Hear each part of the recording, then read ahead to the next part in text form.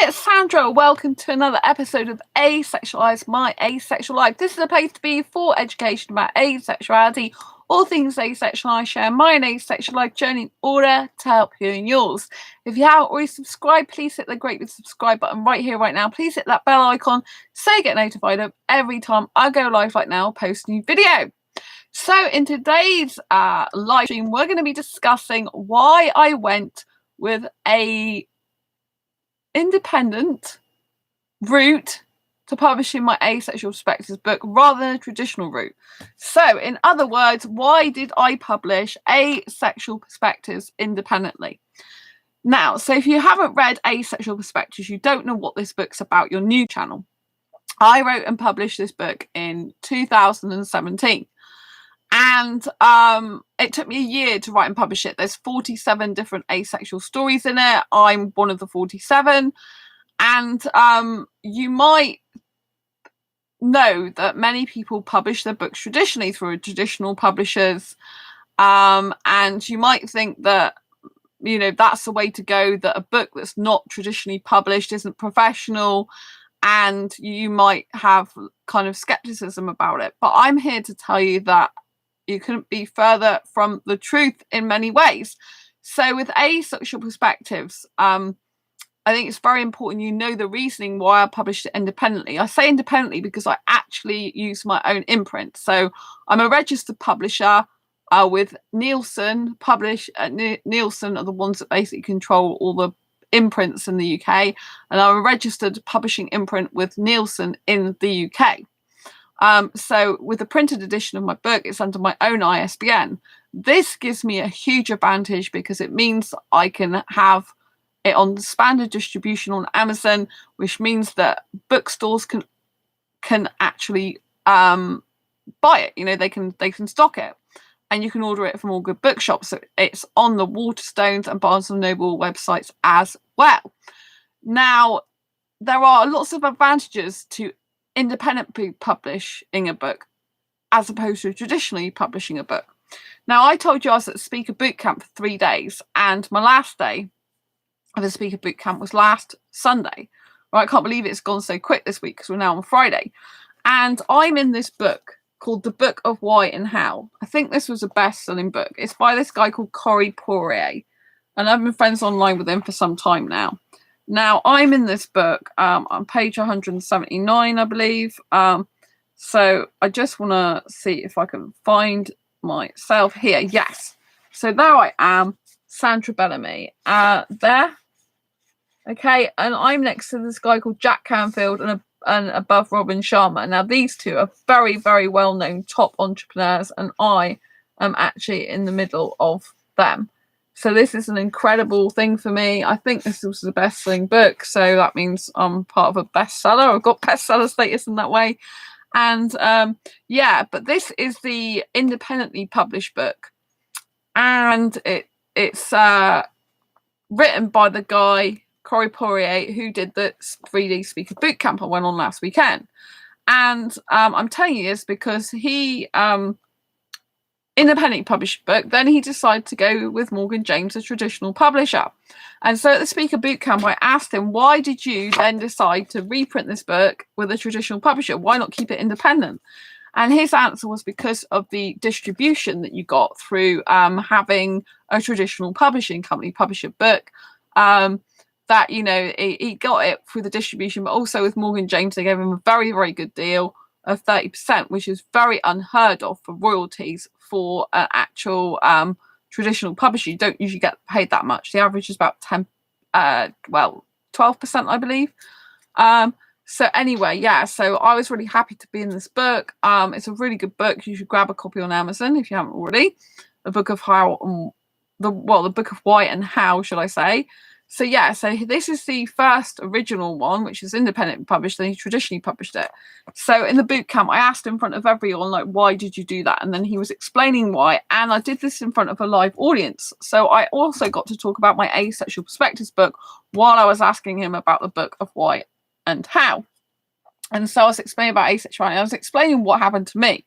So if you didn't know, I have this book on expanded distribution and bookstores can buy it. And a traditional publishing company approached me. I think it was 2 or 3 years ago now. They approached me and they said they saw this book in an LGBT shop in London in the UK. And they wanted to publish it into their own imprint. Their own imprint's been going for 35 years. And they were really keen to publish it. But if I'd have let a traditional publishing company publish this book like they wanted to, I would have had to remove half the stories out of it, they said to me. Right? So this is why it's so important. I'm not doing this video to, oh, it's a plug for her book. Yes, I'm going to be proud of this book because there's 47 asexuals that took part in it across the asexual spectrum across the globe. And yes, every asexual should read it because it's a great introduction to asexuality. If you're not proud of your own book, you shouldn't be writing books, right? I'm very proud of this book.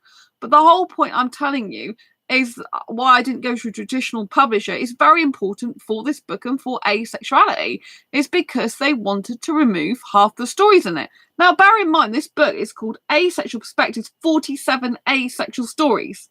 So for a start, I would have to change the title of the book. It would no longer be 47 stories, but much less.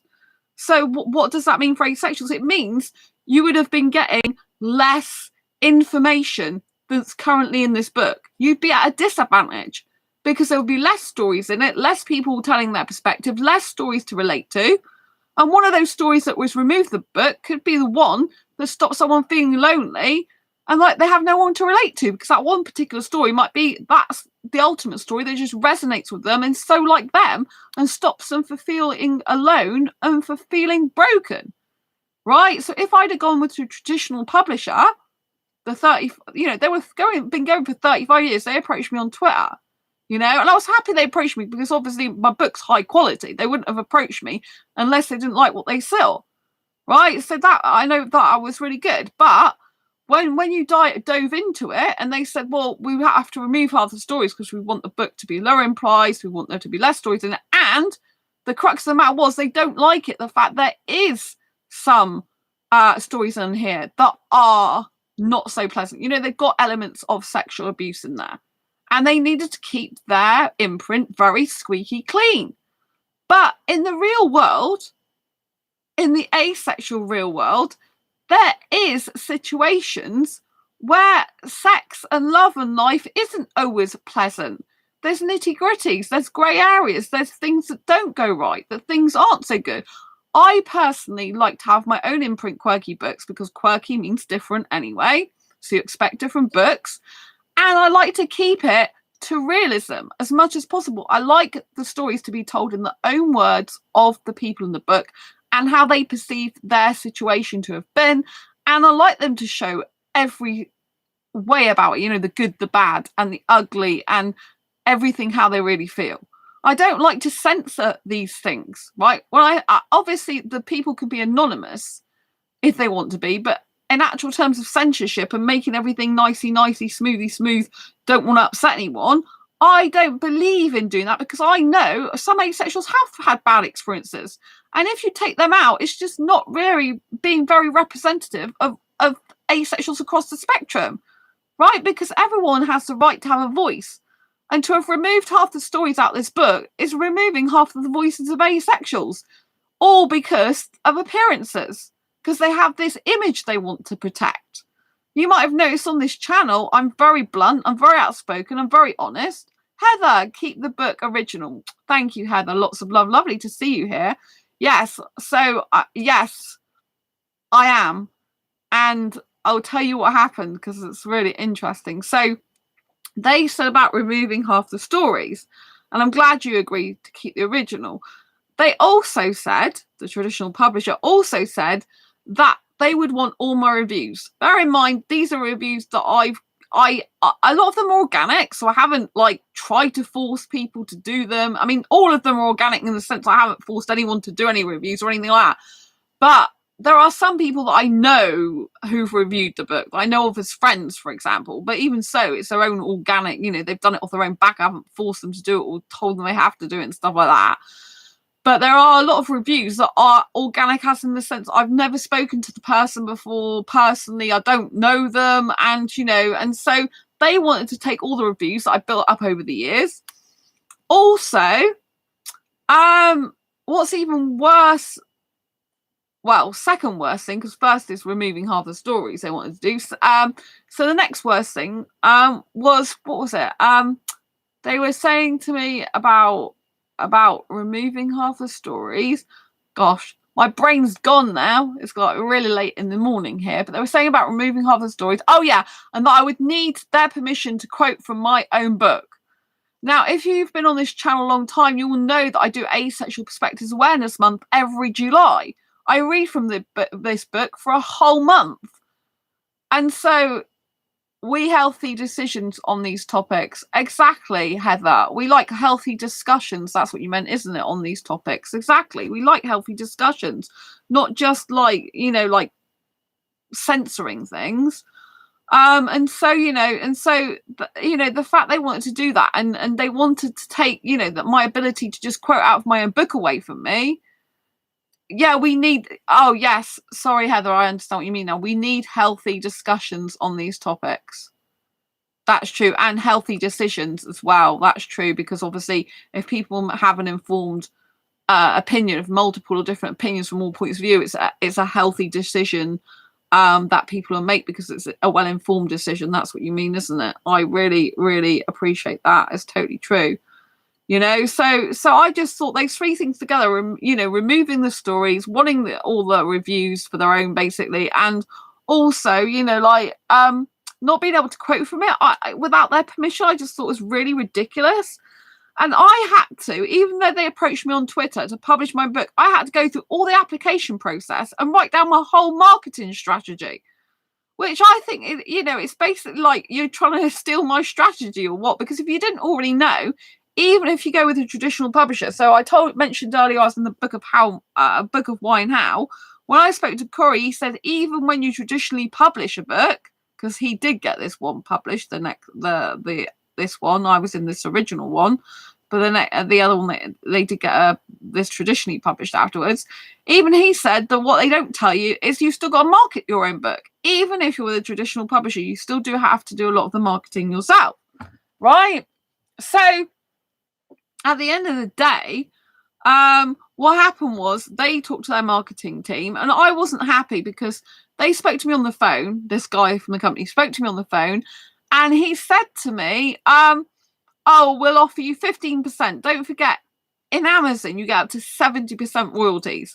So he said he'd offer me 15%, which is supposed to be really good in the traditional publishing world. But obviously, if you think about it by comparison to Amazon, I'll probably sell less copies on Amazon, but the amount of copies I'll sell in terms of money would probably be similar sort of money, right? Because, they are selling more copies, but you get less percentage. So in terms of money, it's not much difference. But autonomy, I like autonomy. I like to be able to write my book right my way. Oh, and something else I didn't tell you. He said he wanted to give me a copy of someone else's book and tell me to write it in their style. Like, right, I want you to write a similar style to this person. So basically, they were going to want me to rewrite, rewrite this in a similar style to what this other woman had done. And it's not fair because I'm not this other person. Right, I've done this in a very, very specific, calculated in a nice way, because I've purposely done it. So it's a set of questions and answers, very specific questions that I used to get asked every single time in private message by people that are new to asexuality. Tons of them. And so I put everything people want to know when it first come to asexuality in this book. I don't want to be doing someone else's voice. And I thought 15% isn't that great, considering I was the one who wrote the whole book. And anyway, when they got off the phone call, the next thing I do, I get an email confirming our conversation and the fact he'd offered me 12%. And I'm like, hang on a minute, you've gone from 15 to 12% in a matter of minutes, 2 minutes or whatever, after, emailed after the phone call. And I just really was not so trusting then, And I managed to contact a woman who'd, they don't want people to know the truth. Yes, Heather, they don't want people to know the truth. They really don't want people to know the truth. And that's why I like publishing under my own imprint. It's because they don't want people to know the truth. And I'm all about truth, authenticity, raw, real reality. That's what I'm about. And so what happened in the end is he spoke to the marketing team after they'd had all my marketing strategy. And they concluded, but I already thought, well, I don't really want them to publish this book because I think it would, destroy the whole point of my book. Because the whole point is you see our diversity across the asexual spectrum, our differences within it, by showing multiple stories. Taking half of them out would kind of like defeat part of that purpose. And so anyway, they spoke to the marketing team and they decided that I'd so successfully published this book that they probably couldn't meet my sales expectations because it's a small niche, so decided not to publish it. And I already was going to say that anyway, so I kind of agreed, we basically said the same thing. They then were interested in my Asexual Guide to Sex book. They then went to speak to their marketing team about that. Their marketing team came back and said it's too risky, the Asexual Guide to Sex, because again, it's got some sexual abuse in there. And they want to keep their image squeaky clean, so it didn't fit in with their image. But they said there's definitely an audience for it and it will sell. So I was really glad that I did have that feedback from them, because I already know Asexual Guide to Sex is a winner, but I already know loads of people that want to buy it. Even people that maybe don't, some people don't want sex. They just want to buy it to either support asexuality because they're curious. They want to know about the different stories in it, even though they don't want to have sex themselves. They like to support, the channel. They like to learn a bit more. They're curious. There's loads of reasons why even someone who doesn't want sex may want the Asexual Guide to Sex, especially as it's turning into a relationship. There's a lot of relationship stuff in there. So I'm really proud of it. I'm still writing content for it. There's a lot of stuff I'm doing for it that I didn't expect to do because it's such a long book. It's longer than this one already. And this one's so thick. Look at it. And so anyway, so I was glad they didn't decide to publish it. Now there's 2 other books after the Asexual Guide to Sex that they were also interested in publishing and told me to get back to them, but I don't feel like going with them. I want to write my stories my way.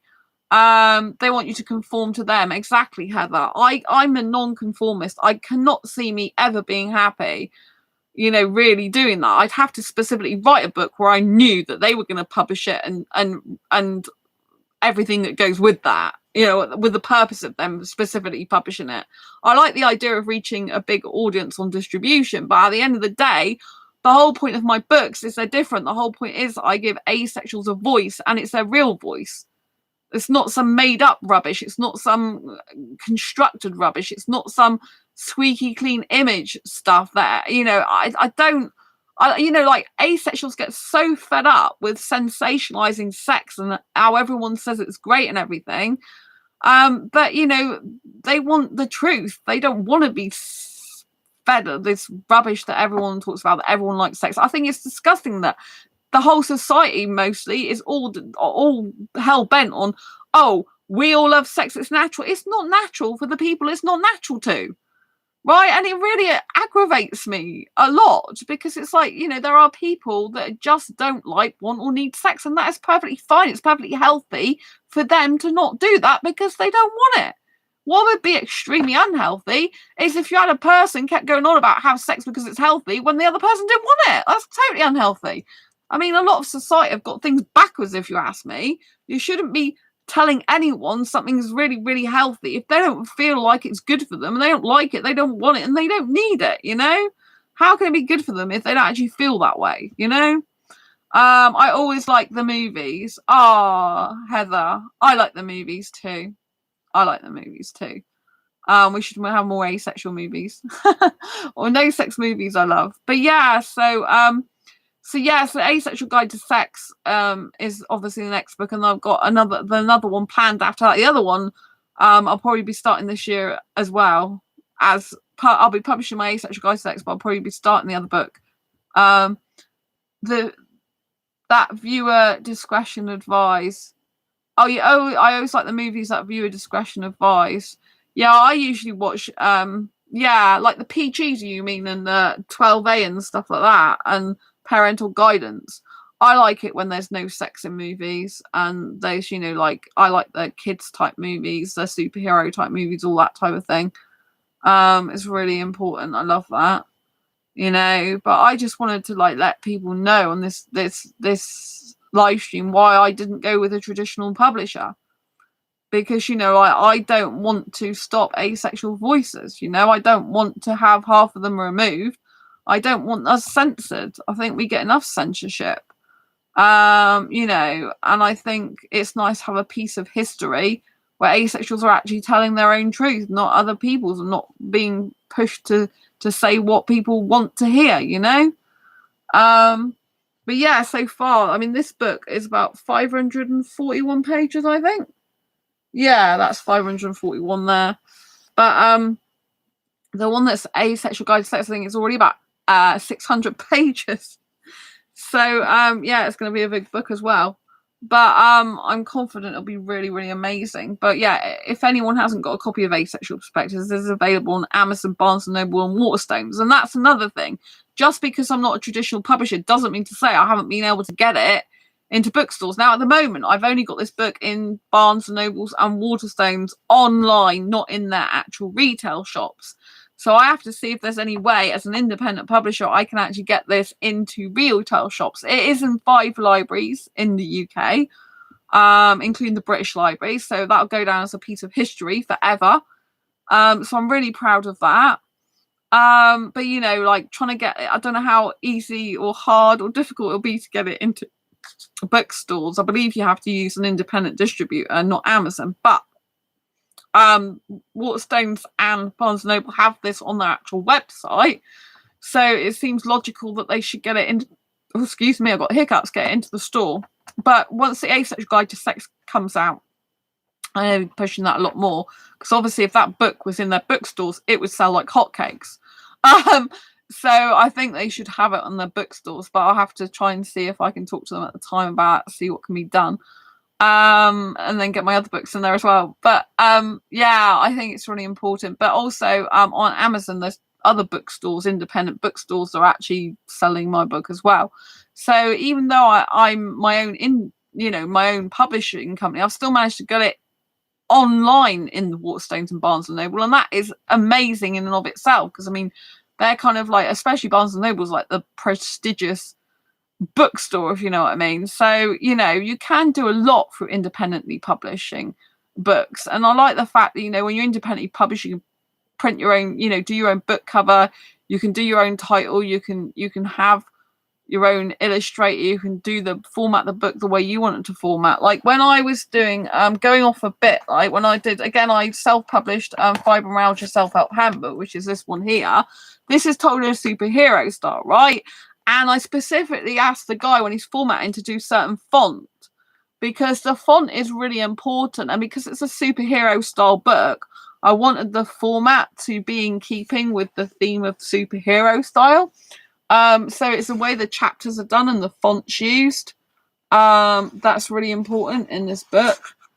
If you haven't got a copy, by the way, this one, a Fibromyalgia Self-Help Handbook, is on Barnes and Noble and on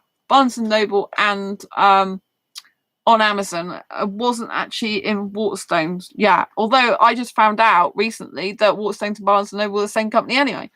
But yeah, this is told in a superhero style. This is my Fibromyalgia Self-Help Handbook. But this helps reduce your pain in 25 aspects of your life, even if you don't have fibromyalgia. So for example, emotional pain, like if you've got depression or anxiety, it's really good. It's autobiographical, so if you like reading stories, personal stories, it's good for that as well. But yeah, I wanted it told in a superhero style, so all the chapters are like done in superhero style. So you know, we've got rock star power. I love rock star power. And stuff like that. So it's really funny. How to have more energy and zap depression where it hurts. It's really good. I love the chapter 11, the power of conscious thought. Stop focusing on the kryptonite. That's a really good one. So if you're a fan of superhero movies and Superman, you'll know that kryptonite is what makes him like lose his powers and nearly die. So yeah, it's really good. Superhero mindset, lots of stuff in there. Like yeah, it's really good. So I love this book. You should get it even if you haven't got fibro, because it's really good. It helps you have less pain, more energy, and feel happy even without fibro. But obviously it's for fibromyalgia people as well. But yeah, look, I got my superhero costume on the back there. Yeah, so I decided to independently publish this as well. I designed the cover myself from scratch. I paid someone to replicate my ebook version into the printed version cover, so I designed all this myself. but I had to pay a person to actually do it the right size for me with the spine and the blurb. I wrote all the blurb and I did the picture and everything. This is a not for sale copy, but obviously your copy wouldn't have that across it. But yeah, it's, and I love independently publishing books because I think, you get to have a voice that otherwise wouldn't be heard, and once you've, got the ball rolling and got your book out there, it just feels so good to have it in your own words, being able to say how you feel, being able to be authentic and real, and I think that lacks in a lot of other books, and I think more people need to have less censorship and more actual real life stories that are nitty gritty, that are raw, that are real. I mean, the Asexual Guide to Sex book is going to be one of the most raw, real books you've ever read in your life. It's very, very, very interesting book, to say the least. And it's just gone into this huge, gigantic, ultimate guide to sex for asexuals, basically, anyone. So yeah, I mean, don't forget, Asexual Guide to Sex is not a book telling asexuals to have sex. I do not believe you should have sex. If you don't want it, don't need it, don't like it. And that's why I'm writing Asexual Guide to Sex. It's important because most of the books out there, they're like, sex is so wonderful, sex is so great, do this to get more sex, do that to get more sex, blah, blah, blah. And it's always focused on having sex and having more of it. I'm not saying there's anything wrong with that from the people that actually do want it, do like it, do need it. But if that's the only books that are out there on the market, you know what I mean? It's a bit bad. There should be some variety and some other points of view.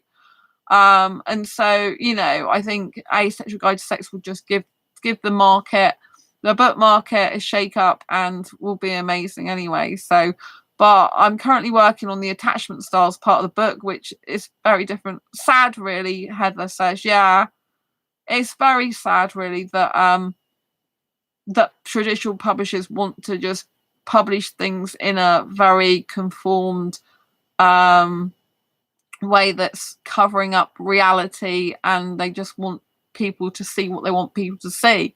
I do think it is a shame that they do that, but obviously a lot of the books are very popular.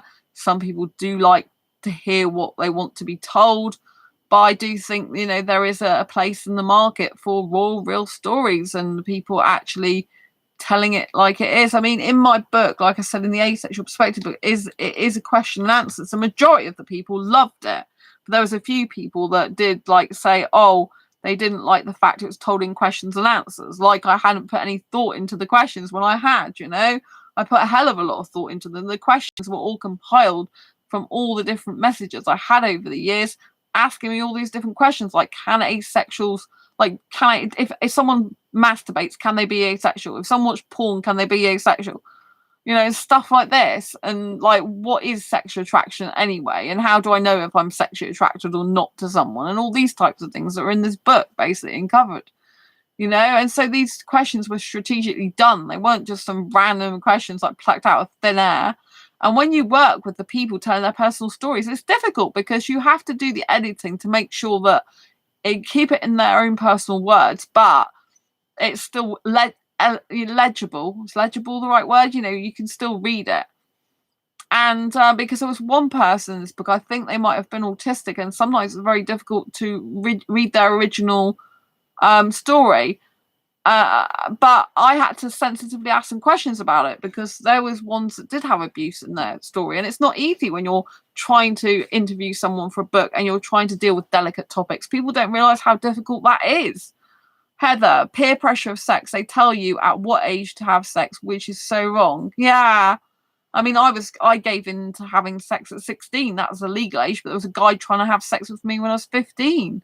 And it's just disgusting. I think it robs people of their innocence in some ways. It's like you've got all, if you want to have sex, fine, but you've got all your life to have sex. You don't need to have it as soon as you become as some disgusting sexuals put it, ripe. I hate that term. It's horrible. But, you don't have to have it just as soon as you've reached legal age. But I mean, there's people pressurizing people to do it without being legal age. Like I got pressurized when I was 15. Well, I got a guy trying to do that with me without my permission, as you know, if you've read Asexual Perspectives, because that's in there.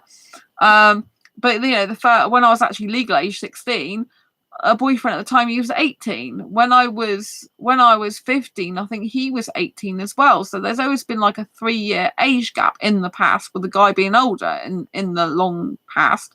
My last long-term ex, he was 3.5 years younger than me, but obviously we weren't like in our teens then. And so I think it's really, pretty disgusting when a guy is older and he tries to have sex with someone who's like a teenager, because it's kind of like, you know what I mean? I think, like, especially when I was 15, like, that was under legal age. He knew what he's doing. He's trying to force me to have sex. He's trying to, trying to get sex out of me by making me have it. It's horrible. But when I was 16, the guy pressurized me into it by saying all his friends were doing it, and it's what what he wanted to do with me. And I just think that's horrible. I am sorry that I had the experiences I did, really, because I don't think it helped me to trust guys. It made me very untrusting of guys, But I do believe, like, with publishing, it's best to publish the real truth, the real stories as people see them. Heather, it's horrible. Thank you. Yeah, it was horrible, I wish there was more. I wish there's more honest people in the world. I wish there was people who didn't try to manipulate people, who didn't try to force them to do things they don't want to do. And I wish that people, when they say they love someone, they truly know the meaning of love, because most people don't even know that. When you love someone, you don't go around forcing them to do something they don't want to do.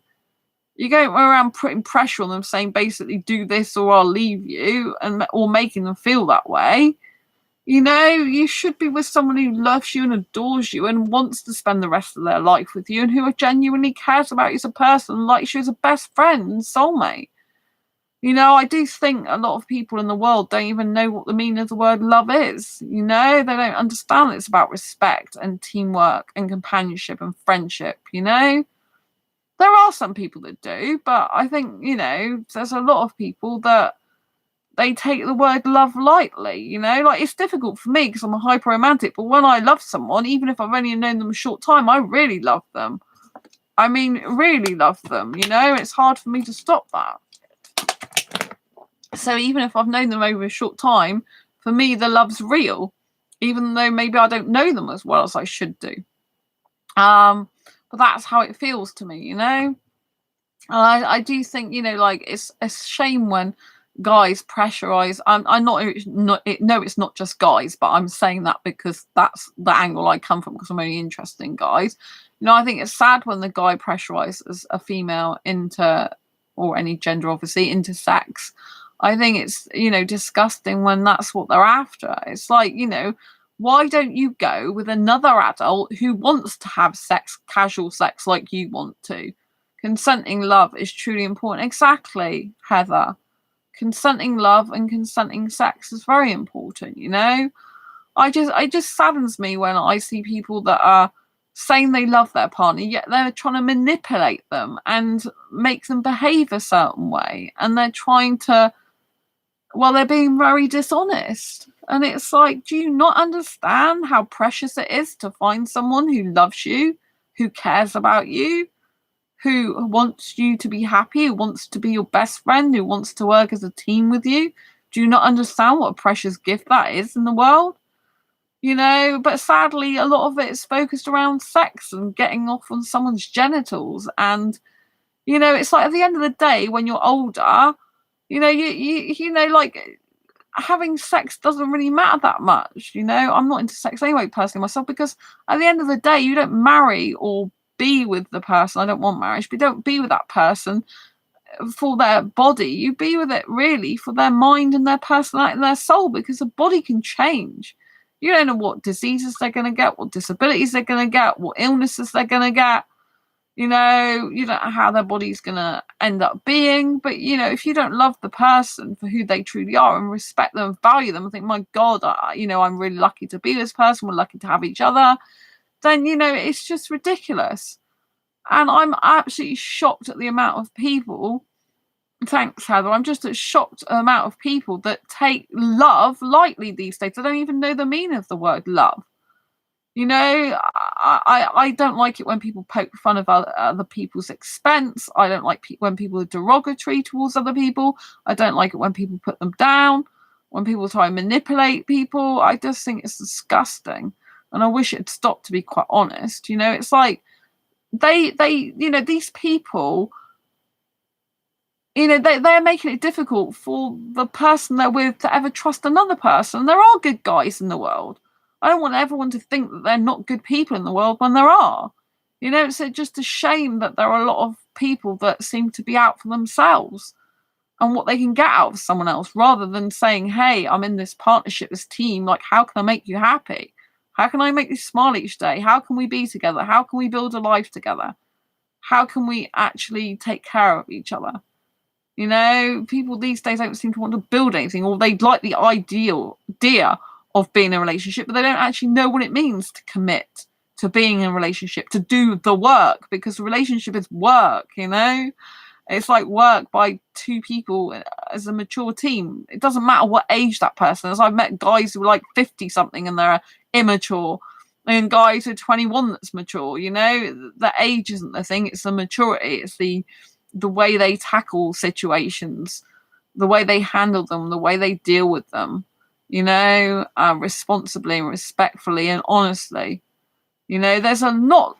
I find it difficult because I don't feel there's that many honest people in the world. 100%. They kind of, a lot of people are hiding. I guess that's again why I love my own publishing imprint. I love to publish books myself because I'm telling the real damn truth as the people in the book are giving it. The raw reality of the situation, and I feel honoured that I'm able to do that. I believe in honesty. I believe in justice. I believe in speaking your truth, whether even if it hurts someone, sometimes it's better to speak the truth. Obviously, you try and do it in a really nice way, but sometimes you just have to speak the truth. I prefer, if I ever get with a guy in a relationship, which at the moment I can't be with one, but if I ever did, I'd want a guy who's completely honest, who was compulsive non-liar, who compulsively could not lie. Not even about the tiniest thing. Because I think as soon as you've got someone who lies about a little thing, or to them it's a little thing, then they just can lie about anything and you just can't trust them. And without trust in a relationship, that relationship is dead. I've heard a lot of people on dating coaches say, without sex in a relationship, your relationship's dead. But what they should be saying is, without trust, the relationship is dead. It doesn't matter about sex if you've got no trust, or not sex if you've got no trust. What matters is the person's heart and the soul. I'm sure there is a guy for me out there somewhere. I'm sure there's a guy who's thinking, I wish there was this type of girl out there somewhere, a girl who's really honest and knows her own mind and maybe outspoken and direct, but they like that. And they do feel a bit lonely, and they just they're waiting for me to turn up in their life somewhere, and they're gonna really cherish me and love me for the beautiful person I am. So I believe there is that guy out there, but I feel like, it's a shame he hasn't met me yet, but I think the timing's not right. I won't do dating relationships anymore. I'm not actively pursuing them. I'm still open to love in a relationship. Thanks for the thumbs up. Lots of love. I'm still open to relationship. I'm still open to love. I'm still open to the right guy coming in my life, but I won't pursue dating relationships for the foreseeable future, because I need to make sure that I'm the most stablest person for myself and still get rid of all the hurt and pain from before. Thank you for the thumbs up. Lots of love. So that's why I'm not doing it anymore. I believe, that there is a guy out there for me, and we'll meet one day, no doubt, in the future. But I think, to meet the love of your life and to be with them forever, I think you have to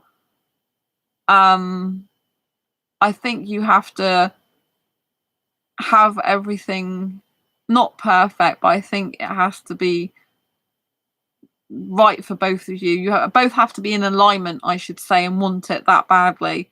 When you've just got one person who's fighting for a relationship and not the other, that never works. When you've got one person who's taking the relationship super seriously and the other person's making a joke out of it, that never works. When you've got one person who's really thought through about how a relationship would work in real life, and the other person's like, I want a relationship, but they've come to comes to the situation they could have it, and they're like, oh, well, I don't really understand. I haven't really thought about what it would look like. That's no good either. You need two people who are as whole as they can be with each other. May not be perfect, because no one's perfect. But they come together with the view that they don't want to change each other, but want to grow together. That's the best type of love you can get. And it is about making an informed choice of decision. If you're with, going back to why I publish independently, it's because I want people to see the truth. I want people to make an informed choice of decision about things. I don't think you can make an independent decision about something if all you're doing is reading books that just show one side to the story and purposely are covering up the truth because they don't want their image to be different, to be tainted. You know what I mean? And just like that, you need to find someone for a relationship who is willing to be open with you, honest with you, and who you do have a real relationship with. Like, a relationship is not all fairy tales and roses. I wish it was, because I'm hyper romantic, but it's not. I do this year. Valentine's Day is coming up next week when I'm recording this live, and I am thinking this year, I wish I had a date. I wish I had a guy to kiss and cuddle, which is very unusual for me because I celebrate being single every February the 14th since 2015 for International Celebrate Being Single Day, and I will still be doing that on Monday, Valentine's Day, which is also International Celebrate Being Single Day. So I won't be celebrating Valentine's Day, but I'll be celebrating being single. But this year particularly, I have kind of a bit of a craving for, I wished I could have a date with a guy and could kiss and cuddle him and have actual romantic Valentine's date. Yeah. And that's kind of strange for me because I haven't felt really intensely about that for a long time. I really couldn't care less usually. I'm like, I'm enjoying myself. I'm on my own. It's great. Everything's good. But for some reason this year, I'm really like, I think it's probably because of the experiences I had last year. I hope one day elementary and high school would have healthy topics. Thank you, Heather. Yeah, I mean, I totally agree with you. In order to have healthy topics, sex education should include like people that don't want sex. That would be healthy. I really get frustrated by all these dating coaches that are thinking that, a healthy relationship is this, that, and the other, but they fail to leave out the fact that not everyone likes, or needs sex. It's extremely unhealthy to be trying to manipulate someone's mind into thinking everyone likes, wants, and needs sex, and there's something very wrong with you if you don't. To me, that is very mind manipulating. It's very abusive in that way, and they just don't see it. They can't see it. Obviously, if someone loves sex and wants to have it and two people love it and enjoy it, that's healthy for them because they both have the same sort of mindset. They both enjoy it. They both want that to be part of the relationship. That's healthy for those people. But what's not healthy is forcing everyone to think that having sex is natural and not having sex isn't. Because it's just not the case. I mean, at the end of the day, sex makes babies, doesn't it? But there's other ways of making babies, you know what I'm saying? And you don't have to have sex. Sex is not love, I've loved deeply without ever having sex involved, Obviously, I've had sex in the past and loved deeply in that respect as well. But there's a time I liked with them doing that, not really the sex itself, but because I loved the person at the time, But, they should be discussing a lot more healthy stuff in schools and stuff. They should be having life skills like money management, time management, organizational skills as well, and proper relationship skills. Like, I wasn't taught about assertiveness and boundaries. Sex education, it was one video with a woman dressed as an egg and a man dressed as a sperm, like swimming towards each other, singing, "One day my sperm will come." I mean, oh my God. I mean, that's just so bad. Also, it portrays that the woman is literally waiting for a man to impregnate her. I can't even say the word. But it kind of like, there's this thing in the world where woman needs a man and she can't live without a man, and it's kind of like, even that video, if you think about what the video is trying to tell you, the woman's waiting for us as dressed as an egg, waiting for her sperm to come, is basically saying, I need a guy to come and save me, to give me a baby. It's all the same thing. It's all about guys saving women. right? Women can take care of themselves, especially in the 21st century. We can do our own jobs. We can get paid our own money. We can live in our own places. We don't have to cook and clean for guys. We don't have to be a maid or a slave to them or anything like that, you know? But still a lot of women will be, because they think, oh, if I don't, then they'll go off with another woman. Right? I'm not interested in cooking and cleaning for a guy. I really am not. You know, it doesn't make me feel good. I don't like it. It's boring. I've been cooking more lately for myself because I'm trying stuff out and to get out of my comfort zone, but I still don't like cooking because I find it boring. And there's other stuff I'd rather be doing. We need a healthy mindset. Exactly, Heather. A healthy mindset should be balanced. Everything's meant to be balanced as much as possible. And being, you know, in a society that shoves sex down your throat, and that everything, you know, that sex is healthy for everyone as a blanket statement, is not healthy. It's not a healthy mindset to think that everyone's pigeonholed in that same box, and that, you know, that's the way everything is. I really wished society would change and understand that, you know, great if people love sex, wonderful, go for gold if it's consensual, but please don't make everyone having to be the same, because it's just disgusting. I mean, think of all the teenagers growing up that are having all the peer pressure. There's bound to be some teenagers as we speak that's in school thinking, God, I'm just not really interested in this thing called sex. All my friends are talking about it. I find it boring. I'm just not interested in it. I'm thinking about what TV programs are on, what I need to eat for meal, having my friends over, having a book club, doing some gaming. I'm already thinking about sex, and I just don't fit in. I just don't understand it. You know, there'll be those type of teenagers out there, and they need our help. They should, you know, people should be teaching in sex education that, you know, they are people that don't want sex in the world. It's very important, but for some reason, the majority of the world doesn't seem to think that it's healthy not to want sex. And it's very perfectly healthy for some people not to want sex, you know? And so I really hope that changes.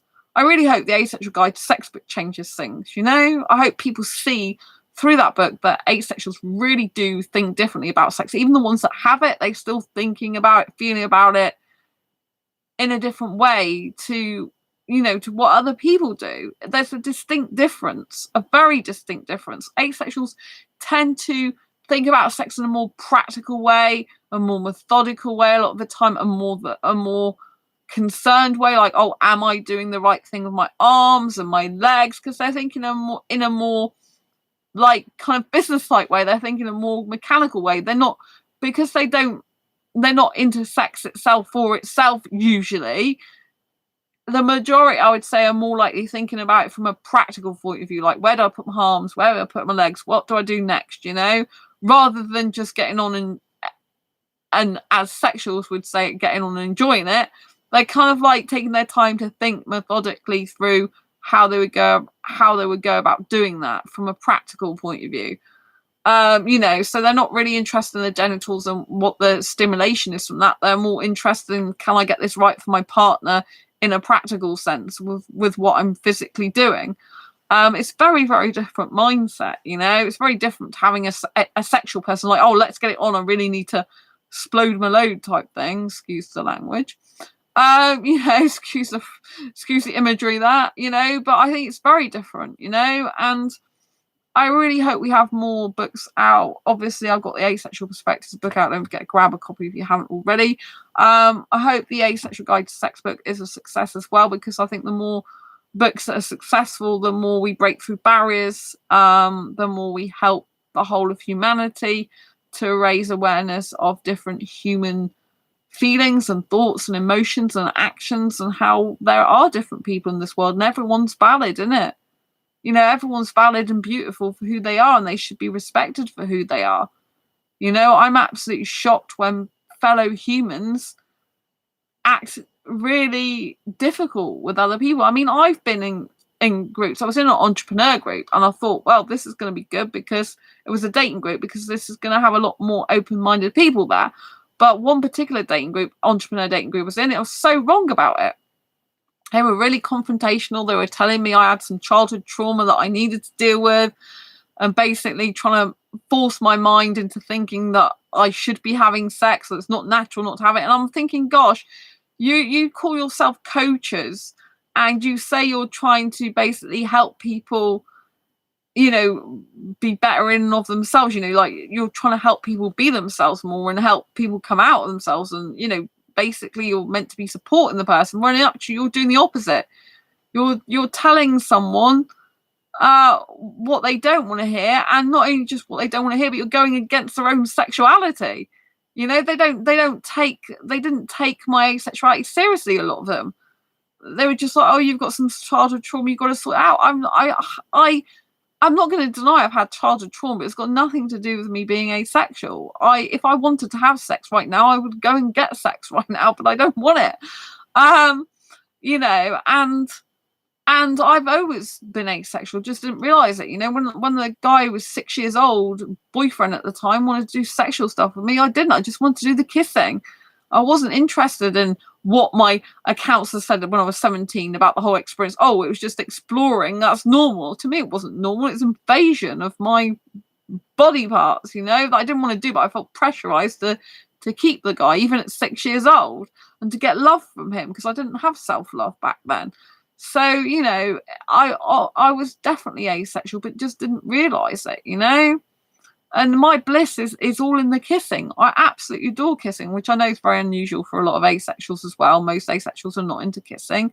But all the excitement and the pleasure is in the kissing. I like the guy's face, you know. I get the most amount of pleasure viewing a guy's beautiful face and his hair and his beautiful cheeks and nose, and all this bit here is what I like, and then the shoulder bit here, you know.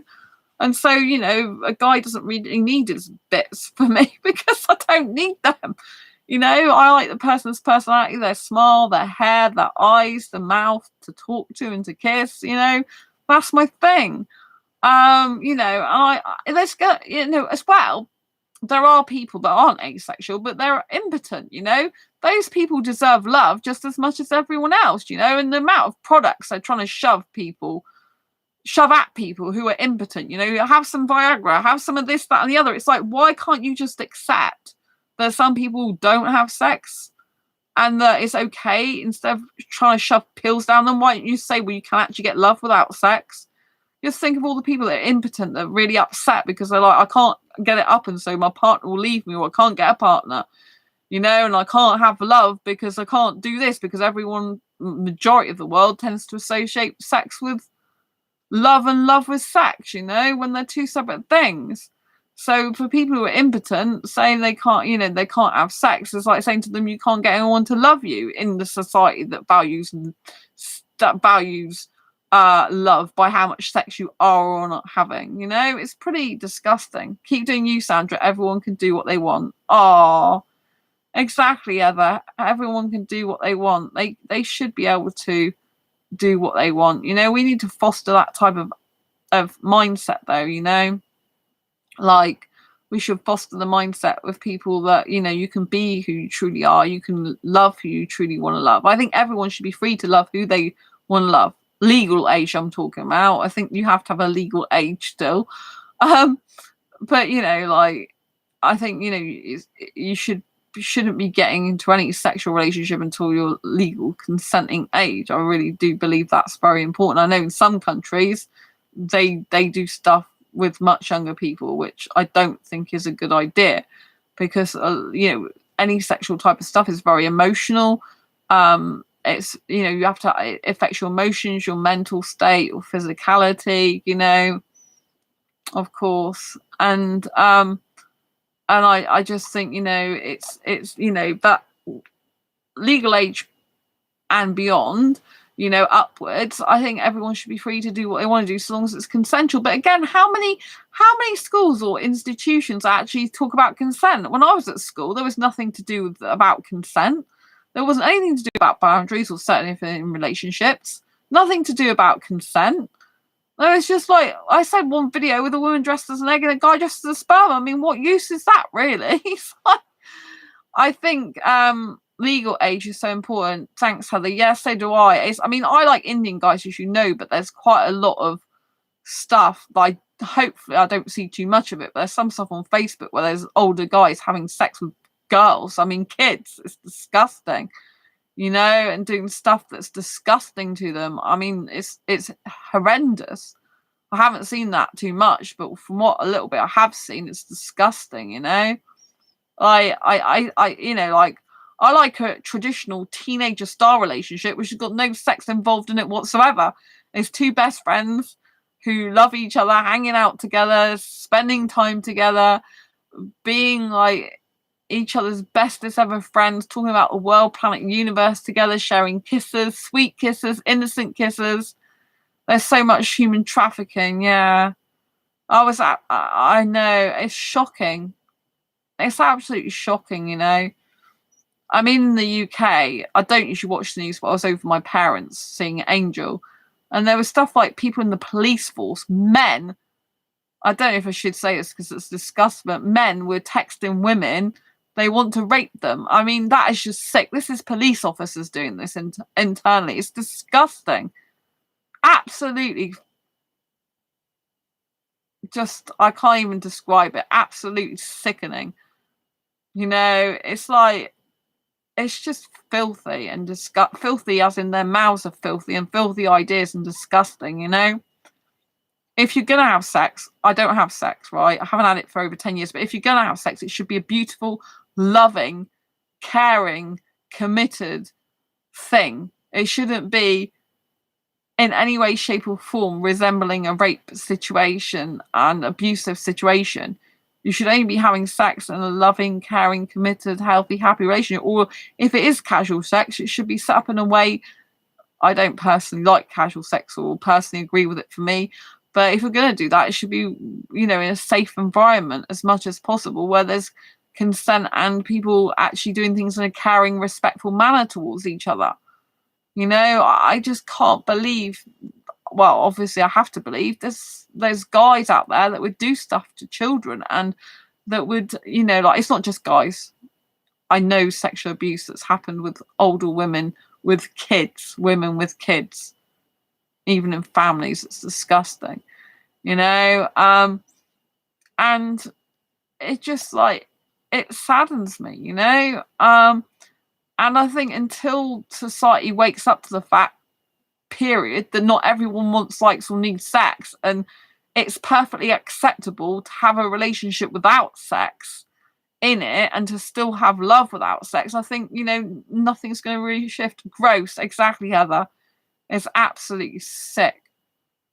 When I heard that on the news, I thought, oh my gosh, you know, it's just like, what's the world coming to? What's the matter with these guys? You know, it's a male sense of entitlement as well, it seems. I mean, it's just disgusting. I don't know what goes on in their heads. I really don't. You know, it's like, how have you been brought up to disrespect women like that, to treat them like a bag of meat or something? It's just hideous. You know, have some respect. You know, sometimes the way some guys have spoke to me, a message, I think, would you treat your mum like that? Would you treat your sister like that? Would you treat your best male friend like that? Most of them, the majority wouldn't. Some maybe would, but majority of them wouldn't, you know? And it's like, why are you speaking to me like that then? You know? It's just disgusting. You know, there's a guy and came in my Facebook Messenger the other day and he's like, hi, baby. Well, it's salut, baby, because he was foreign. And he's like, I clicked through his profile. It's like, he looks like he's got a girlfriend. I'm like, one, it's like, I blocked him, obviously, because I don't know him. But two, it's like, why are you even messaging me? You've got a girlfriend. I hate guys who do that. It's like, you're in a relationship with someone. Why even bother trying to chat up other women and come in their inbox and act all friendly? It's disgusting. Absolutely disgusting. I hate people like that.